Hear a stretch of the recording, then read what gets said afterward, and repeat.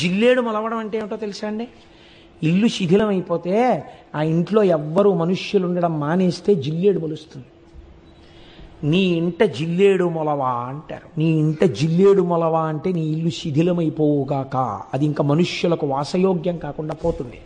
అలా అయిపోయిందంటే ఎప్పుడైనా ఎక్కడైనా జనసంచారం లేకుండా, ఎవ్వరూ వెళ్ళేవాళ్ళు లేకుండా ఆ ఇంటి నిండా జిల్లేడు మొక్కలు పెరిగిపోయాయి అంటే ఒక్కటే గుర్తు, ఆ స్థలము ఆ ఇల్లు ఎవరికి అనుభవైక వేద్యమై ఉన్నదో వారి యందు అపారమైనటువంటి పాపము యొక్క ఫలితము అనుభవింపబడుచున్నది. కనుక ఎంత జాగ్రత్తగా ఉండాలో మీరు ఆలోచించండి. కనుకనే మనం చేసినటువంటి కర్మల యొక్క ఫలితాన్ని మనం అనుభవిస్తూ ఉంటాం. పాప రూపంలో, పుణ్యరూపంలో చేసిన కర్మలు సుఖరూపములో, దుఃఖ రూపములో మనని వెన్నాడుతుంటాయి. ఒక ఆయనకి బంగారు సంకెళ్ళు వేశారు, ఒక ఆయనకి ఇనప సంకెళ్ళు వేశారు. బంగారు సంకెళ్ళు వేసిన ఆయన ఇనప సంకెళ్ళు వేసిన ఆయన వంక చూసి, చూడరా నన్ను బంగారు సంకెళ్లతో బంధించారని నవ్వాడు అనుకోండి, ఏమిటి ఉపయోగం? ఏ సంకెళ్ళు అయితే ఏమిటి, వేశారా లేదా? బంగారు సంకెళ్ళైనా నడవలేవు, ఇనప సంకెళ్ళైనా నడవలేవు.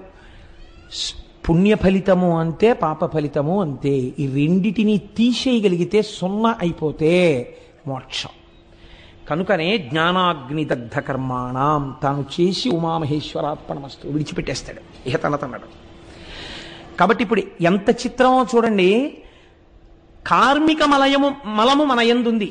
మనం చేసిన కర్మల యొక్క ఫలితమును అనుభవించడానికి ఒక శరీరం ఉండాలి. ఇది లేకపోతే సుఖదుఖాలు ఎలా అనుభవిస్తారు మీరు? దీనికో దెబ్బ తగిలింది అనుకోండి ఏడవాలి, దీనికో పరిచయం పట్టింది అనుకోండి ఏడవాలి, దీనికి దగ్గు వచ్చింది అనుకోండి ఏడవాలి, దీనికి జ్వరం వస్తే ఏడవాలి, దీనికి ఏదో ఏసీ పెట్టుకుని అందులో పడుకున్నాం అనుకోండి సంతోషించాలి. సుఖం అనుభవించాలన్నా దుఃఖం అనుభవించాలన్నా ఇది ఉండాలి. దీనికి కొంతమంది బంధువులు ఉండాలి, వాళ్ళు సుఖపడితే ఇది సుఖపడాలి. అందుకని సుఖ దుఃఖములకు ఇది ఉపకరణము. కాబట్టి కార్మిక మలముతో కూడి శరీరం ఉన్నది సూక్ష్మాంశతో, దీనితో మీరు సుఖ దుఃఖాలను అనుభవిస్తున్నారు. మూడవది మాయిక మలము. ఏమిటి మాయ? మమ మాయా దురత్యయ అంటాడు భగవానుడు భగవద్గీతలో. మాయ కమ్మి ఉన్న వస్తువు కనపడకుండా ఉన్న వస్తువుకి బదులు లేని వస్తువు కనపడుతూ ఉంటుంది. యథార్థమునకు అది లేదు, కానీ అది ఉన్నట్టు కనపడుతుంది. ఏది ఉన్నట్టు కనపడి లేదో, ఏది లేకపోయినా ఉన్నట్టు కనపడుతోందో, దానివల్ల అసలు ఉన్న వస్తువు కనపడకుండా పోయిందో దాన్ని మాయా అంటారు. మీరు చూడండి, ప్రమాదము అని ఒకటి జరుగుతూ ఉంటుంది. పొగమంచు బాగా పడిపోయి ఉందనుకోండి, లేదా మంచి పొగమంచు పడిపోయి ఉంటే అది అడ్డంగా దట్టంగా తెరలా పట్టేస్తుంది. మీరు అందులో వెడుతున్నప్పుడు ప్రమాదం ఏమిటంటే అది మీరు వెడుతున్నటువంటి వాహనపు అద్దాన్ని కూడా పట్టేస్తుంది. ఇప్పుడు మీకు ఎదురుగుండా ఉన్న వస్తువు కనపడదు. కనపడకపోవడం వల్ల మీరు ఏం చేస్తారు? ఎదురుగుండా మీకు అడ్డంగా ఉండి ప్రమాదకరమైన వస్తువు లేదన్నట్టు కనపడుతుంది కాబట్టి వెళ్ళి దాన్ని గుద్దుతారు, ప్రాణ సంకటం వస్తుంది. ఉన్న వస్తువు లేనట్టు మంచు ఉన్నదా, సూర్యుడు వస్తే కరిగిపోయింది, దానికి శాశ్వతత్వం లేదు. లేని వస్తువు ఉన్నట్టు కనపడి ప్రమాదం చేస్తోంది. అలా మాయ మిమ్మల్ని ఈ జీవితంలో అలా తిప్పుతూనే ఉంటుంది. ఈ మాయిక మలమునందు మనం పడి ఉన్నాం. అందుకే చూడండి, మలమునందు పడిపోయినటువంటి పురుగు అక్కడే పెరుగుతుంది, అక్కడే తింటుంది, అక్కడే గుడ్లు పెడుతుంది, అక్కడే పిల్లలు పెరుగుతాయి, అక్కడే లేస్తుంది, అక్కడే జీవనం చేస్తుంది, అక్కడే చచ్చిపోతుంది. అలా మనం ఈ మాయిక మలంలోనే పుడుతున్నాం, మాయిక మలంలోనే పెరుగుతున్నాం, మాయిక మలంలోనే ఉంటున్నాం, మాయిక మలంలో చచ్చిపోతున్నాం. కాబట్టి 3 మలములు మనకున్నాయి. ఈశ్వరుడికో ఈ 3 మలములకు ఆయన అతీతుడు. కాబట్టి ఇప్పుడు మీరు ఎవరిని వెళ్ళి చూస్తున్నారు? అక్కడికి వెళ్ళినప్పుడు ఎవడు మీకు ఈ 3 మలములకు అతీతమైన స్థితిని ఇవ్వగలడో, తానే స్థితిలో ఉన్నాడో ఆ స్థితికి మిమ్మల్ని ఎత్తగలిగిన వాడు ఓంకారేశ్వరుడు. ఈ 3 మలములకు అతీతుడు కనుక మీకు ఏది కావాలో అది ఇవ్వగలిగినటువంటి వాడు. అక్కడికి వెళ్ళి మీరు మోక్షం అడగలేదు, కానీ ఏదో కోరిక అడిగారు, ఆ కోరిక ఇవ్వగలడు. ఎందుకు ఇవ్వగలడు? మీకు ఏ 3 బాధ పెడతాయో ఆ 3 తనకి లేనివాడు, అంటే నిరంతర ఆనంద స్వరూపుడు కనుక మీరు అడిగినది ఏదైనా ఆయన మీకు ఇవ్వగలడు. అటువంటి వాడు కనుక ఇప్పుడు ఆయన అమలేశ్వరుడిగా ఉన్నాడు, ఓంకారేశ్వరుడిగా ఉన్నాడు. ఇద్దరిగా అక్కడ వెలిసి శంకరుడు శం కరోతీతి శంకర నిరంతరము జనులకు శుభములను చేస్తూ ఆ కొండ మీద వెలిసి ఉన్నాడు. ఇలా వెలిసినటువంటి అమలేశ్వరుణ్ణి శంకర భగవత్పాదులు ఒక అద్భుతమైనటువంటి ఆ శ్లోకంతో ఆరాధన చేస్తారు. మనం ఆ అమలేశ్వర లింగాన్ని చూసినప్పుడు మనస్సుతో తెచ్చుకోవాలి దాన్ని. అది విచిత్రం. మీరు అక్కడికి వెళ్ళి అమలేశ్వర లింగం అక్కడ ఉందండి అని ఇక్కడికి వచ్చేయడం కాదు. అమలేశ్వర లింగాన్ని, ఓంకారేశ్వర లింగాన్ని అక్కడ కళ్ళతో చూసి తత్వ విచారణ రీత్యా రెండిటిని లోపలికి తెచ్చేసుకోవాలి. తెచ్చేసుకుని మీతో పాటు తెచ్చుకోవాలి. అవి ఎలా తెచ్చుకోవాలి అంటే శంకరులు ఒక అద్భుతమైన మాట అంటారు.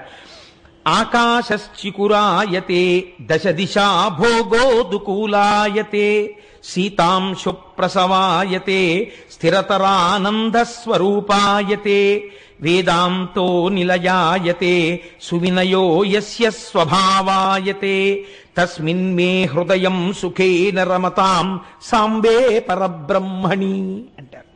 సాంబే అంటే అంబా, అమ్మతో కూడుకున్న అయ్యా, ఓ శంకర పరబ్రహ్మణి, నీవు పరబ్రహ్మమువు. ఎందుకని? అమలేశ్వరుడవు, మూడు మలములకు అతీతమై ఉన్నవాడవు. అటువంటి సాంబే, నిన్ను నేను ఎలా చూస్తున్నానో తెలుసా? ఇక్కడ నువ్వు లింగంగా కనపడుతున్నావు, కానీ నేనిక్కడ నిన్ను ఎలా చూస్తున్నానో తెలుసా? మూడు మలములకు అతీతమైన వాడు సాకారముగా కనపడాలంటే మరి ఎలా కనపడతాడు? అప్పుడు ఆయనలో రక్తం, మాంసం, ఎముకలు ఉండవా? మీకు ఎలా కనపడాలి ఆయన? ఇక్కడ చూడ్డానికి మళ్ళీ ఆయనకు కూడా చర్మం ఉన్నట్టు, ఆయనకు కూడా రక్తం ఉన్నట్టు, ఆయనకు కూడా మాంసం ఉన్నట్టు చూస్తే మరి మలాతీతుడు ఎలా అయ్యాడు? ఆయన అమలేశ్వరుడు ఎలా అయ్యాడు? ఎలా చూసి ఇంటికి తెచ్చుకోవాలో శంకరాచార్యులు వారు చెప్తున్నారు. ఒక గురువు వల్ల కదా వచ్చింది ఆ స్వరూపం. వేరొక గురువు మీకు తెచ్చుకోవడం నేర్పాలి, మిమ్మల్ని వింధ్యపర్వతం చెయ్యాలి. కాబట్టి శంకరులు ఎంత అందంగా చెప్తున్నారో చూడండి. ఆకాశశ్చికురాయతే, ఈశ్వర నీవు నా ఇంటికి వచ్చినప్పుడు, నాతో వచ్చేసినప్పుడు ఎక్కడున్నావో తెలుసా? నీవు ఆకాశ స్వరూపుడవై ఉన్నావు. నాలో ఆకాశం ఉంది కదండి, నాలో కూడా జాగా ఉందిగా, అంతటా ఉందిగా ఆకాశం. కాబట్టి అంతటా ప్రకాశిస్తున్నటువంటి ఆకాశ స్వరూపుడవైనటువంటి వాడా, ఇప్పుడు చర్మం ఉందా, మాంసం ఉందా? ఆకాశ స్వరూపంతో ఉన్నాడు, అంతటా ఉన్నాడు, ఇక్కడ ఉన్నాడు. దశ దిశా భోగోదుకూలాయతే. బాగుందండి, మీరు చెప్పింది బాగుంది, కానీ మరి అలా అంత పెద్ద ఆకాశ స్వరూపుడైతే మరి మేము ఎలాగండి? ఆయనకో బట్ట కట్టుకుని రావాలి కదా మా ఇంటికి. నా వెనకాల బట్టలు కట్టుకోని వాడిని తీసుకొస్తే, ఇక్కడ బట్టలు కట్టుకోని వాడిగా కూర్చోపెట్టుకుంటే మళ్ళీ నాకు ఆయన్ని చూసినప్పుడు ఏ కాలభైరవ దర్శనంలాగా ఉంటుంది కదా. ఎలా అంటే శంకరాచార్యులు వారు అన్నారు, దశ దిశా భోగోదుకూలాయతే. వస్త్రం లేకపోవడం ఏమిటి? ఆయనకి వస్త్రం నువ్వివ్వలేవనంతే. ఆయనకి పెట్టగలిగిన వస్త్రం నేయగలిగినటువంటి సాలెవాడు ప్రపంచమునందు లేడు. ఆయనకి సహజంగా ఒక వస్త్రం ఉంది. ఏమిటో తెలుసా వస్త్రం? దిక్ అంబరుడు, దిగంబరుడు. అంటే 4 దిక్కులు, తూర్పు, పడమర, ఉత్తరం, దక్షిణం, ఈశాన్యం, ఆగ్నేయం, నైరుతి, వాయవ్యం, ఊర్ధ్వం, అధోముఖం, 10 దిక్కులు కలిపి ఆయనకి వస్త్రం అయ్యాయి. దిక్కులు అంబరముగా కట్టుకున్నాడు, వస్త్రంగా కట్టుకున్నాడు. ఇప్పుడు ఏ వస్త్రం? మామూలు వస్త్రం కట్టుకుంటే మలం అయిపోతుంది. మనం అంటే ఇప్పుడు పట్టుబట్ట కట్టుకుని పూజ చేస్తున్నాం కానండి, పట్టుబట్ట కట్టుకుని యథార్థమునకు పూజ చేయుట దూష్యము, చేయకూడదు. అందుకే మీరు చూడండి, పెద్దల ఇళ్లల్లో మడిబట్ట ఆరేసుకుంటే నూలుబట్ట ఆరేస్తారు. ఎందుకు ఆరేస్తారో తెలుసా అండి? పట్టుబట్ట కట్టుకుని పూజ చేసినటువంటి వాడికి సిద్ధించడం కొంచెం ఆలస్యం అయిపోతుంది, చాలా ఆలస్యం అవుతుంది. కారణం ఏంటంటే కొన్ని కోట్ల పట్టుపురుగులు చచ్చిపోతే అది మీకు వస్త్రమైంది. ఎన్ని కోట్ల పట్టుపురుగులు చచ్చిపోయాయో. మీరు కట్టుకున్న వస్త్రమునందు హింస ఉంది. పట్టుపురుగులోంచి దారం కావాలనుకోండి, తన ఒంటి చుట్టూ చుట్టేసుకుని దారం పడుకుంటుంది పట్టుపురుగు. ఇప్పుడు ఆ పట్టుపురుగుని చచ్చిపోకుండా తీసేయాలంటే బ్లేడ్ పెట్టి దారం కోసేయాలి. కోసేస్తే ఇంకా దారాలు పనికిరావు. కాబట్టి ఏం చేస్తారంటే ఈ పట్టుపురుగులన్నీ పట్టుకెళ్ళి మరుగునీళ్లలో పడేస్తారు. పడేస్తే ఉడికిపోతాయి ఆ కాయలు. ఉడికిపోతే పట్టుపురుగులన్నీ చచ్చిపోతాయి. చచ్చిపోయిన తర్వాత రాట్నం మీద పెట్టే దారాన్ని ఇటువైపు కట్టి ఉడుకుతారు. ఉడికితే దారం అంతా ఇటు వచ్చేస్తుంది. ఈ పట్టుపురుగులన్నీ, కాయలన్నీ తీసి అవతల పారేస్తారు. వీటిని కాకులు, కుక్కలు తినేస్తాయి. కాబట్టి ఇప్పుడు ఈ ఒక్క పట్టు వస్త్రం కట్టుకుంటే ఆ పట్టు వస్త్రంలో ఎన్ని కోట్ల పురుగులు చచ్చిపోయిన ఉన్నాయో నీకు తెలియదు.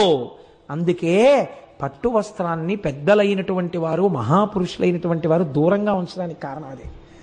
మడిబట్ట ఆరేసుకోవడం అన్న విధానం ఎందుకు వచ్చిందో తెలుసా అండి? మళ్ళీ దీని యందు వాయుదోషం లేకుండా ఉండడం కోసమని బట్ట కట్టుకుని పూజ చేసేసుకుని ఆనాటికి ఆ బట్ట తాను పిడుచుకుంటే తనకు ఆయుర్దాయం, తన భార్య పిడిచి మడిబట్ట ఆరేస్తే ఇంటికి ఐశ్వర్యం, దాసి ఇంట్లో ఉన్నటువంటి దాసి తడిపి ఆరేస్తే సమభోగం. ఎవ్వరూ చేసేవాళ్ళు లేక పిడిచినటువంటి బట్ట మర్నాటికి కూడా కంపు కొడుతూ అలా ఉంటే ఆ ఇంట దరిద్రం. కాబట్టి బట్టని ఎలా మీరు పట్టుకుంటారన్న దాన్ని బట్టి ఇంటి ఐశ్వర్యాన్ని నిర్ణయం చేశారు. ఒకటి తనన్నా పిడుచుకోవాలి, రెండు అంటే కనీసం పూజ చేసుకునే వస్త్రాన్ని, భోజనం చేసుకునే వస్త్రాన్ని, లేదా భార్య యొక్క ప్రధాన విధి ఆయన విడిచిపెట్టినటువంటి పూజా వస్త్రాన్ని మాత్రం పూజ యందు ఆయన వాడుకున్న బట్టని, భోజనం తర్వాత ఆయన విడిచిపెట్టిన బట్టని భార్య ఉతికి పిండాలి. ఈ ఇద్దరూ కాకపోతే చాలా గొప్ప సేవ శిష్యుడికి ఏమిటి అంటే గురువుగారు అలా కట్టుకు విడిచిపెట్టినటువంటి బట్టని పిడిచి ఆరేయడం. అది గురు శుశ్రూషలో అంతర్భాగం. వాడు గొప్ప అభ్యున్నతిని పొందుతాడు అలాంటి శిష్యుడు. సరే, అది వేరే విషయం అనుకోండి. నేను ఎందుకు ఈ మాట ప్రస్తావన చేశానంటే ఆయన పట్టుబట్ట కట్టుకోరా అండి అని అడగకూడదు కాబట్టి ఈ మాట చెప్పవలసి వచ్చింది. కాబట్టి దశ దిశ భోగోదుకూలాయతే, 10 దిక్కులు ఆయనకు అంబరమై ఉన్నాయి. దిక్కులు వస్త్రములుగా కలిగినటువంటి వాడు. ఇప్పుడు చూడండి, అమలేశ్వరుడు అన్న మాటని యథార్థంగా తీసుకొచ్చి సాకారం చేస్తున్నారు. ఇది శంకరాచార్యుల వారి ప్రజ్ఞ. శీతాంశు ప్రసవాయతే. బాగుందండి. మరి బొత్తిగా మా ఇంటికి వచ్చి ఒక్క పంచె ఒక్కటి కట్టుకుని ఆయన ఏదో తన స్వరూపంతో వచ్చి కూర్చున్నాడు అనుకోండి, ఓ చిన్న దోషం ఒకటి ఉంటుంది కదా. చేతికి కనీసం ఉంగరం అన్నా ఉండాలి ఆచమనం చేయడానికి. మరి మా ఇంట్లో వాళ్ళందరం ఆభరణాలు వేసుకుని పరమాత్మ ఆభరణరహితుడై ఉండకూడదు కదా. కాబట్టి అందుకే షోడశోపచారాల్లో ఆభరణార్థం పుష్పం సమర్పయామి అని పుష్పం వేసి వదిలిపెడతారు పూజలో. ఎందుకని? మీరు ఆభరణాలన్నీ ఇచ్చినట్టు లెక్క. అంతేకాని మీరు ఆభరణం వేసుకుని ఆయన ఆభరణం లేనివాడిగా సింహాసనం మీద కూర్చోబెడితే అమర్యాద. ఇంట్లో ఉండమంటే ఎలా ఉంటుంది ఐశ్వర్యం? కాబట్టి ఇప్పుడు ఆయనకి ఆభరణం ఇవ్వాలి. నేనేం పట్టుకొచ్చి ఇవ్వను? అంతున్నవాడికి ఆభరణం ఎంత బంగారం పట్టాను? నా ఐశ్వర్యం సరిపోతుందా? ఎక్కడికక్కడ ఈశ్వరుడి ముందు నీ అహంకారాన్ని తీస్తూ నిలబెట్టాలి. అలాగని నిన్ను బెంగపెట్టేటట్టు ఉంచకూడదు. ఆయనకు ఉందిలే అని చెప్పి నిన్ను నిలబెట్టేస్తుండాలి. నువ్వు తెచ్చుకోవడం నీకు చేతనయ్యేట్టు చెప్పాలి. ఇన్ని చెప్పడం ఎవరండి చెప్పగలిగిన వాడు? మా స్వామి శంకరులు కాబట్టి చెప్పారు. కాబట్టి ఆయన అన్నారు సీతాం సుప్రసవాయతే. నువ్వెందుకయ్యా ఆభరణం ఇవ్వడం? అందరికీ సంబంధం ఉన్నవాడు చందమామ. ఆ చంద్రరేఖ ఆభరణముగా కలిగినటువంటి వాడు. చంద్రరేఖ ఆభరణంగా ఉంది. నువ్వు హాయిగా బయటికి వచ్చి ఇలా కూర్చుంటే, చంద్రశేఖర బ్రహ్మచారి స్వామి అలా వెళ్ళిపోయి అసుర సంధ్య వేళలో అరుగు మీద కూర్చుంటే ఆయన అంతేవాసులందరూ కూర్చుని ఉండేవారు. కూర్చుంటే ఆయన ఒకసారి ఆకాశం వంక చూసి నవ్వు నవ్వేవారు. గురువుగారు నవ్వారంటే ఏదో ఉందన్నమాట, ఏదో భావన వచ్చింది. ఎందుకు నవ్వారు అనకూడదు. వీళ్ళు కూడా నవ్వు నవ్వేవారు. అలా కూర్చుంటే ఎందుకు నవ్వానో తెలుసా అని. ఎందుకు మాకేం తెలుస్తుంది గురువుగారు? సాంబే పరబ్రహ్మణి ఓ శ్లోకం చెప్పేవారు. శంకరుడు కనపట్టాలా నీకు? అది దర్శనం అంటే, అది గురువు అంటే. కాబట్టి ఇప్పుడు ఆయన అన్నారు సీతాం సుప్రసవాయతే. చంద్రుడు ఆభరణంగా ఉన్నాడు. స్థిరతరానంద స్వరూపాయతే. మనకు స్వరూపం ఉంటుంది కదా. ఆ కోటేశ్వరరావు గారిని మీరు చూశారా అని అడిగారు అనుకోండి, చూడలేదండి ఎలా ఉంటారండి అన్నారు అనుకోండి, ప్రస్తుతం ఒక గుండు ఏదో లాల్చీ వేసుకుంటాడు, పంచె కట్టుకుని ఆరుంబావుకి దొరగారితో పాటు వచ్చి అక్కడ కారు దిగిలా నడిచొస్తుంటాడు. మనిషి ధ్వజస్తంభంలా ఎత్తుగా ఉంటాడు, చాలా ఒడ్డుగా బలిసి ఉంటాడు. వాడు కోటేశ్వరరావు అంటే అని మీరు ఒక స్వరూపాన్ని వర్ణన చేస్తారు కదా. ఈశ్వరుడు కూడా అలా మీరు వర్ణన చేయడానికి ఆయనకి కూడా ఇలా ఇంత పొడుగ్గా ఉంటాడు, ఇంత పొట్టిగా ఉంటాడు చెప్పడం కుదురుతుందా? అంతటా నిండి నిబిడీకృతమైన వాణ్ణి ఏ రూపంతో మీరు వర్ణిస్తారు? శంకరాచార్యులు వారి ప్రజ్ఞ చూడండి. ఆయన అన్నారు స్థిరతరానంద స్వరూపాయతే. నీకెప్పుడో ఒక్కసారి మెరుపు మెరిసినట్టు ఇంత ఆనందం వస్తుంటుంది, అంతే వెంటనే దుఃఖం వచ్చేస్తుంటుంది ఏదో ఒకటి, లేకపోతే నా అంతవాణి నేను అంటుంటావు. అలా కాదు, ఎప్పుడూ ఆనందమే రాశీభూతమై ఉంటాడు శంకరుడు. ఎప్పుడూ ఆనందం, ఎప్పుడూ ఆనందం, అది ఆయన స్వరూపము అన్నారు. ఏమి శ్లోకాలండి నిజంగా శంకరాచార్యులు వారివి. స్థిరతరానంద స్వరూపాయతే. బాగుందండి. ఈయన గురించి ఇంకా కొంచెం తెలుసుకోవాలంటే ఇప్పుడు మీకు ఉత్సాహం కలిగింది, ఇంకొంచెం తెలుసుకోవాలంది. ఎక్కడ తెలుసుకోవచ్చండి? వేదాంతో నిలయాయతే, వేదముల యొక్క చివర భాగములైనటువంటి ఉపనిషత్తుల యందు చెప్పబడుతుంటాడు. అది చదువుకో, నీకు బాగా తెలుస్తుంది ఆయన గురించినటువంటి జ్ఞానం. కాబట్టి వేదాంతో నిలయాయతే. అన్నీ బాగున్నాయి కానండి, ఇంత గొప్పవాడంటున్నారు, ఆకాశం అంత రూపం ఉన్నవాడంటున్నారు, చంద్రుణ్ణేమో ఆభరణంగా పెట్టుకున్నాడంటున్నారు, దశ దిశలు వస్త్రంగా కట్టుకున్నాడంటున్నారు, ఆనందము స్వరూపముగా ఉన్నవాడంటున్నారు. అలాంటి వాడు మాకెందుకు దొరుకుతాడండి? బాగా చదువుకోవాలి, భక్తి ఉండాలి, ఉపచారాలు చెయ్యాలి, పూజలు చెయ్యాలి. మాకేం తెలుసు, మాకేం చేత కాదు, కాబట్టి ఈయన మాకేం దొరకడు, మేము బయలుదేరుతున్నామని ఉత్తరీయం దులిపేయకండి అని శంకరాచార్యులు వారు అంటున్నారు. ఎవరికి దొరుకుతాడో తెలుసా ఆయన? సువినయో యస్య స్వభావాయతే. పరమాత్మ నీవెంత గొప్పవాడవయ్యా అని ఒక్క మాట అని ఇలాను వెంటనే వచ్చి ఇక్కడ కూర్చుంటాడు. వినయంతో నీకు ఇలా అనడం వచ్చా? ఇప్పుడు శంకరాచార్యుల వారు నమస్కరించు అనలేదు. నారదుడు వింజుడికి ఎలా చెప్పాడో అలాగే మనకి చెప్తున్నాడు. ఎంత అందమైన శ్లోకమో చూడండి. సువినయో యస్య స్వభావాయతే. నువ్వు వినయంగా ఉంటే నీకు లొంగుతాడు. వినయం అంటే ఏమిటండి? ఏదో ఒక గురువుని చూడగానే వినయంతో ఉండాలనుకున్నారనుకోండి, ఎలా వినయం ప్రకటిస్తారు మీరు? వారిని చూడగానే ఓ నమస్కారం చేస్తారు, అంతే కదండి. వినయం అంటే నమస్కారము చేత ఆవిష్కృతం అవుతుంది. ఆ నమస్కారం ఎవరికి పడితే వారికి, ఎలా పడితే అలా చేయడానికి శాస్త్రం నిషేధించింది. ఎక్కడ పడితే అక్కడ, ఎప్పుడు పడితే ఎప్పుడు, ఎలా పడితే అలా నమస్కారం చేయకూడదు.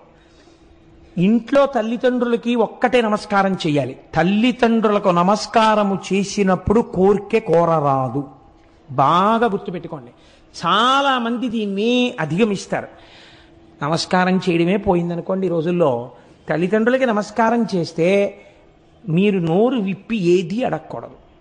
మీరు పరీక్షకి వెళ్తూ తల్లిదండ్రులకి నమస్కారం చేశారనుకోండి, విజయీభవ అన్నం తెలియదా? తల్లిదండ్రులకి తెలుసు. ఒక్కసారే నమస్కారం చేయాలి. 10 మార్లు తల్లిదండ్రులకు నమస్కరించరాదు. ఒక రోజులో ఒక్కసారి తల్లిదండ్రులకి నమస్కారం, అప్పుడు కోరికే కోరరాదు. 2, ఈశ్వరాలయంలోకి వెళ్ళారనుకోండి, 4 మార్లు నమస్కారం చేయాలి. ఒక్కసారి నమస్కారం చేసి దేవాలయాన్ని విడిచిపెట్టరాదు. ఒకసారి నమస్కారం నిలబడి చెయ్యాలి. లోపలికి వెడుతూ ముందు మానసికమైన నమస్కారం ఒకటి. ఏ శివాలయానికో వెళ్ళారనుకోండి, వెంటనే మీరు వృషస్య వృషణం స్పృష్ట్వా శృంగమధ్యే శివాలయం దృష్ట్వా క్షణం నరోయాతి కైలాసే శివసన్నిధిం అని కుడి చేత్తో అవయవాన్ని పట్టుకుని ఎడంచేత్తో బొటనవేలు చూపుడు వేలు శృంగముల మీద వేసి దాని మధ్యలోంచి చూడాలి, కవచం పెట్టి ఉండకపోతే. చూసి ఉత్తర క్షణం చూస్తున్నప్పుడే మనస్సుతో నమస్కారం చెయ్యాలి. నిలబడి ఒక నమస్కారం. ఆలయంలో దర్శనం అయిన తర్వాత బయటకు వచ్చి కూర్చుని అద్దంలో ఎలా కనపడుతుందో ప్రతిబింబం, అలా ఇక్కడ చూస్తూ ఒక నమస్కారం. 4 నమస్కారములు చెయ్యాలి.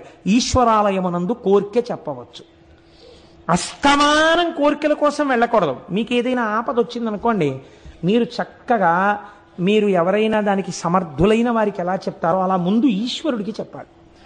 ఈశ్వర, నాకు ఈ ఆపద వచ్చింది, నిన్ను నమ్మి ఉన్నవాణ్ణి, ఈ ఆపద తీర్చుకోవడానికి నేను ఫలానా వారి దగ్గరికి వెడుతున్నాను.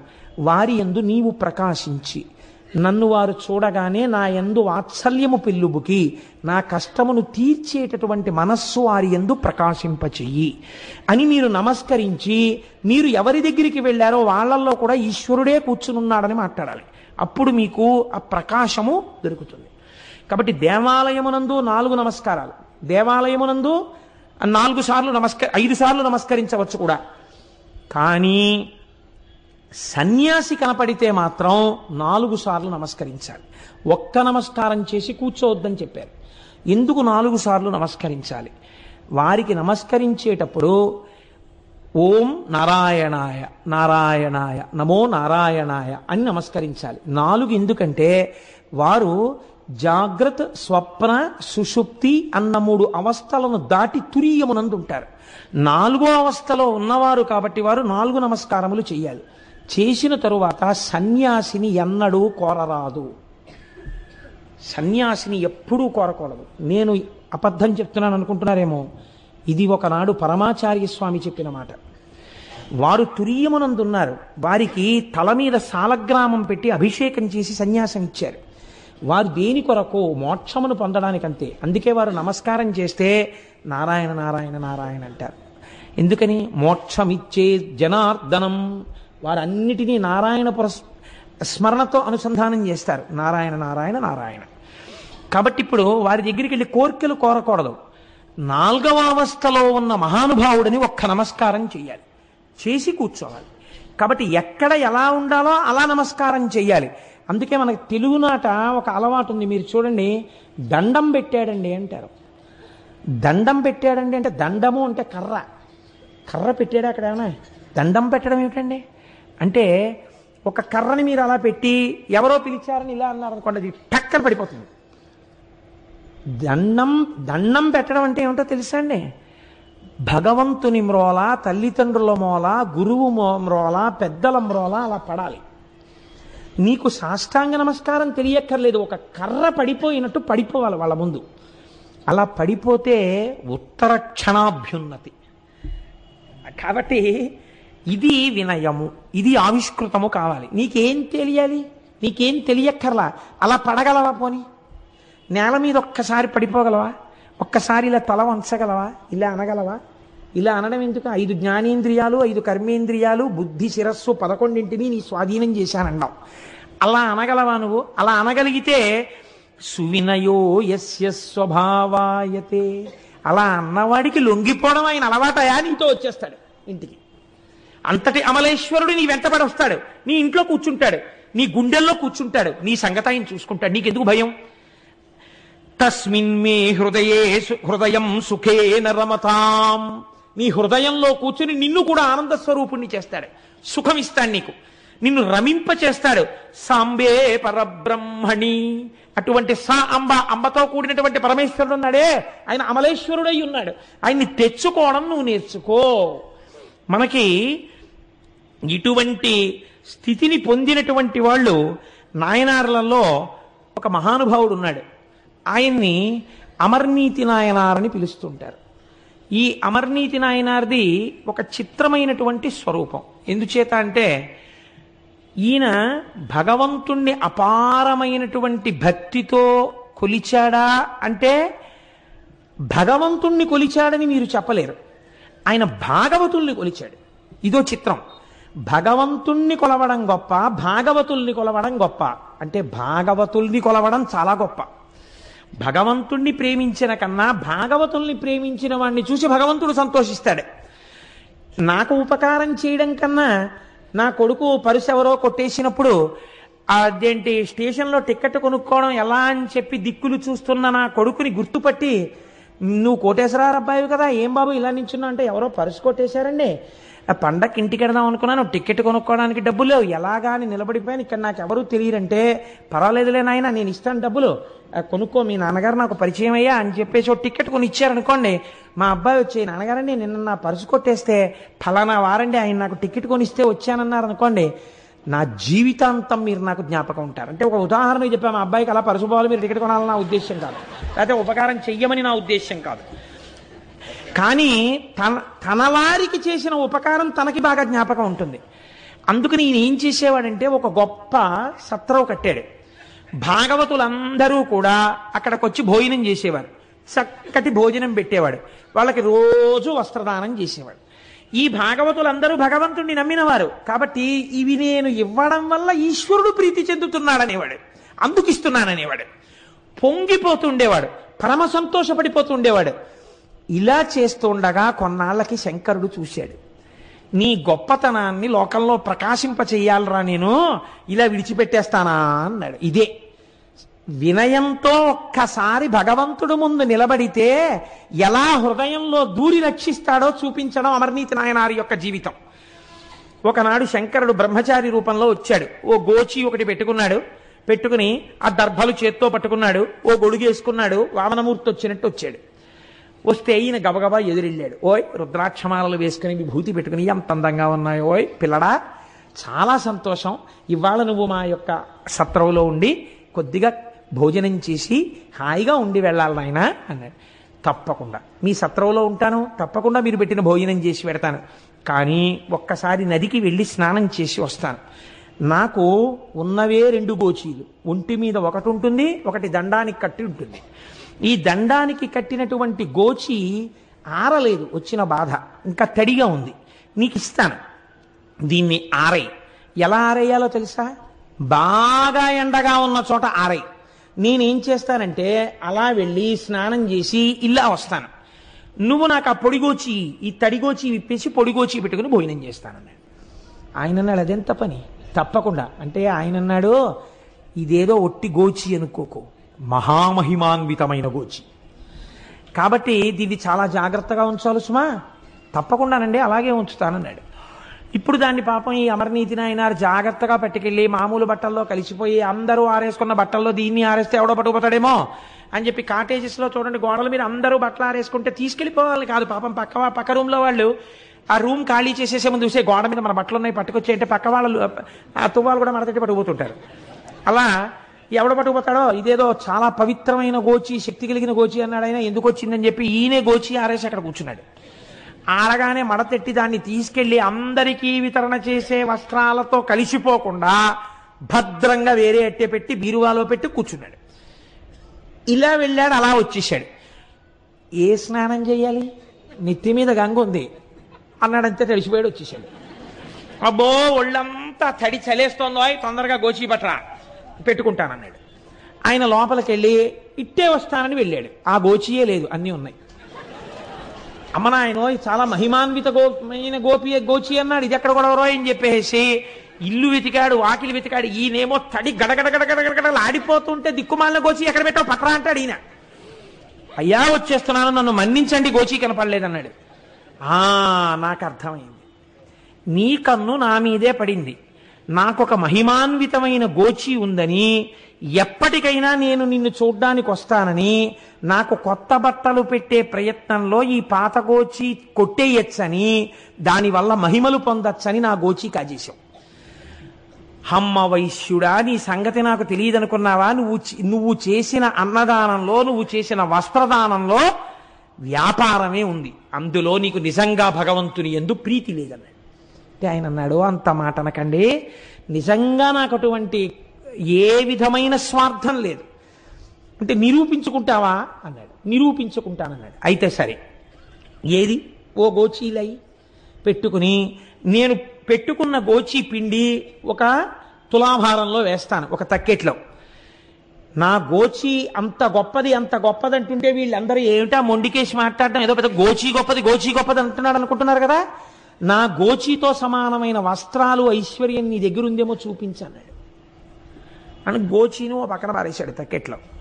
పాపం ఆయన ఇంట్లో దానం చెయ్యడానికి పెట్టుకున్నటువంటి పంచలు చీరలు తీసుకొచ్చి అన్నీ వేసేశాడు, లేవదు. అమ్మో నిజమే, ఎంత గొప్పదో, ఈయన పెట్టుకున్న గోచియే ఇంత గొప్పదైతే ఈయన గొప్పదని చెప్పిన గోచి ఎంత గొప్పదో అనుకుంటున్నారు చూసేవాళ్ళు. ఇంట్లో ఉన్న బంగారం తెచ్చేశాడు, వెండి తెచ్చేశాడు, స్థిరాస్తుల యొక్క పత్రాలు తెచ్చేశాడు, చరాస్తులు తెచ్చేశాడు, అన్ని తక్కెట్లో పెట్టేశాడు. ఇహ తోగలేదు. ఆలోచించాడు, ఓహో వచ్చినవాడు సామాన్యుడు కాడనుకున్నాడు. భార్యని పిలిచాడు, ఇద్దరు బిడ్డల్ని పిలిచాడు, రండి అన్నాడు. అందరూ చూస్తుండగా ఒక మాట చెప్పాడు, నేను ఎప్పుడు ఏది దానం చేసినా, నేను ఎప్పుడు ఎవరికి ఏది పెట్టినా అది పరమేశ్వర ప్రీతి కొరకు మాత్రమే పెట్టిన వాడనైతే, ఆ పుణ్యబలము చేత నా మాట సత్యమైతే ఆ గోచితో సమానంగా ఇటువైపు తక్కెడ పైకి లేచుగాక అని ఆ తక్కెట్లో నలుగురు నించున్నారు. ధన్మని గోచి ఉన్న వైపు కిందకి దిగిపోయింది, పైకి లేచిపోయింది. బ్రహ్మచారి అంతర్ధానం అయిపోయాడు. ఆ దేవాలయంలో ఆయన రోజు ఏ శంకరుణ్ణి ప్రార్థిస్తాడో ఆ పరమాత్మ నందివాహనారూఢుడై పార్వతీ సహితుడై సాకారంగా ప్రత్యక్షమయ్యాడు.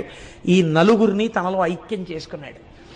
నీవు చేసిన సేవలో ఉన్నటువంటి గొప్పతనాన్ని ఆవిష్కరించి నిన్ను నాలో కలుపుకోవడానికి నువ్వు ఒక్క నమస్కారం నిజాయితీతో చేసినందుకు నా వస్త్రము కన్నా నీ వినయం గొప్పదని తక్కెటిని పైకి లేపి నాలోకి నిన్ను తీసేసుకున్నానన్నాడు.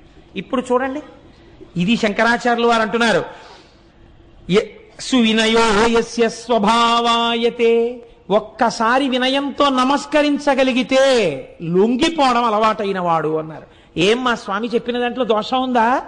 అమర్నీతి నాయనారని ఒక నాయనారే ఉన్నారే దీనికి ప్రమాణంగా.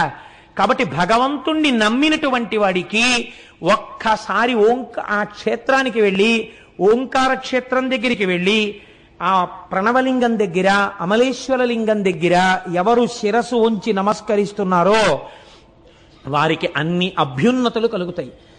ఆ వెనకనున్న చరిత్ర తెలుసుకుని ఆ లింగము యొక్క స్వరూపాన్ని అనుసంధానం చేసుకుని వినయంతో రెండిటిని ఇక్కడ పెట్టుకుని వెనక్కి తెచ్చుకోవడం మనకి చేతనవ్వాలి.